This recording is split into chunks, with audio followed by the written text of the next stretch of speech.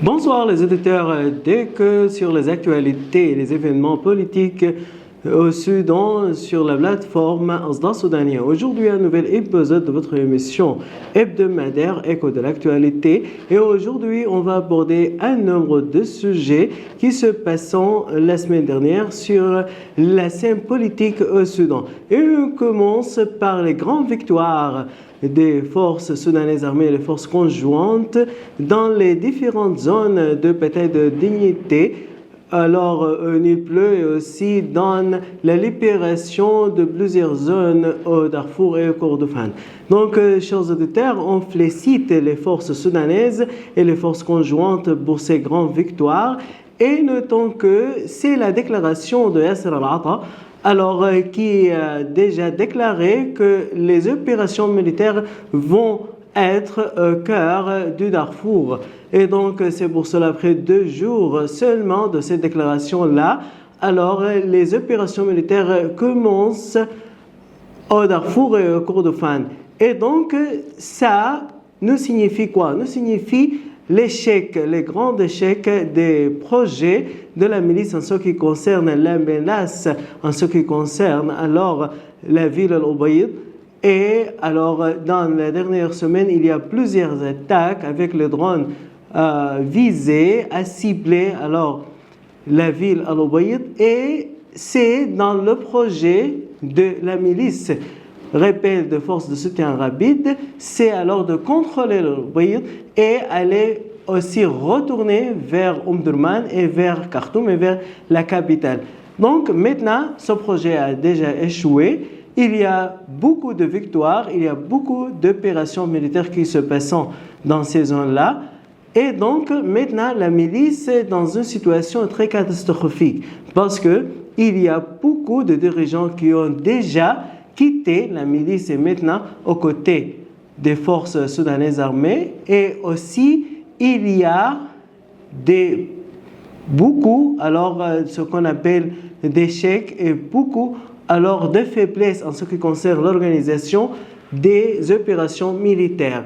Donc maintenant, la milice, il y a beaucoup de fuir vers le Tchad, vers l'ouest d'Afrique, parce que c'est la zone naturelle, la zone sociologique de tribus, alors composante la milice des forces de soutien rapide. Donc, c'est-à-dire quoi? C'est-à-dire que maintenant, ce projet a déjà fini à Khartoum, à contrôler Khartoum et le centre du Soudan et va vers l'ouest du Soudan.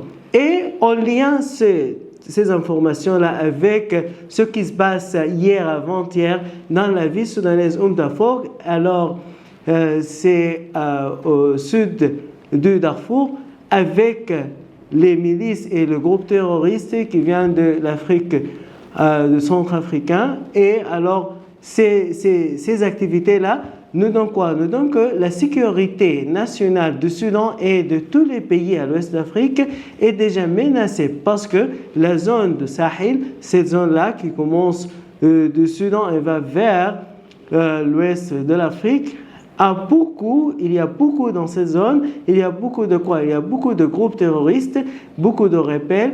Alors donc, c'est pour cela, il faut prendre en considération la sécurité nationale et la stabilité de cette région-là. Maintenant, la menace, ce n'est pas pour le Soudan seulement, mais pour toute la région à l'ouest d'Afrique.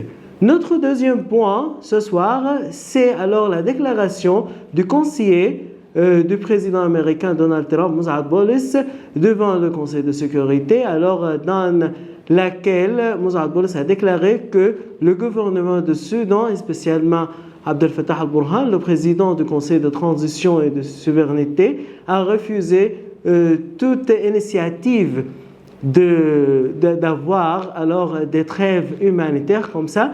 Mais alors la réponse est venue de notre ambassadeur Al-Haris Idriss qui a déclaré que le gouvernement du Soudan n'a pas refusé toute initiative, mais alors il faut prendre en considération le plan présenté par le Soudan, présenté par Dr Kamel Idriss.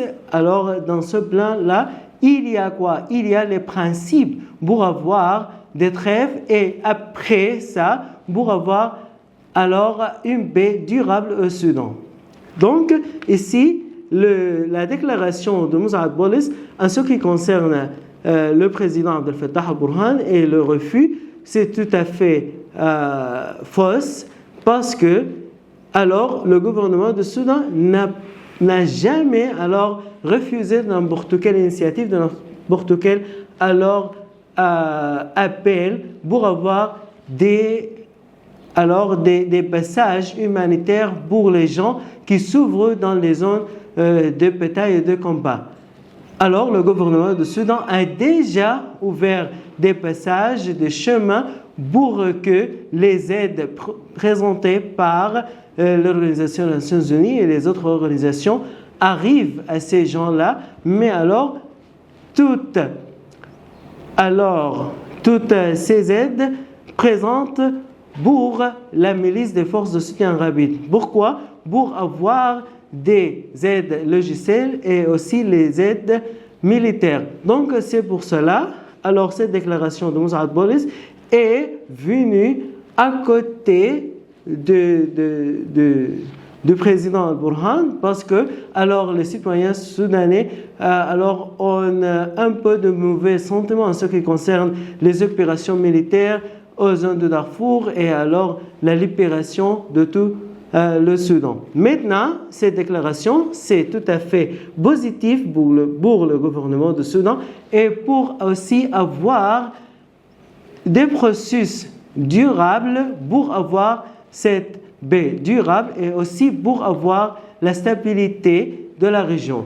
Voilà, chers auditeurs, c'est la fin de notre épisode de ce soir. Jusqu'à la semaine prochaine, je vous souhaite de passer de bons moments. Voilà, c'est ma salutation Abdelrahman Choumena et au revoir.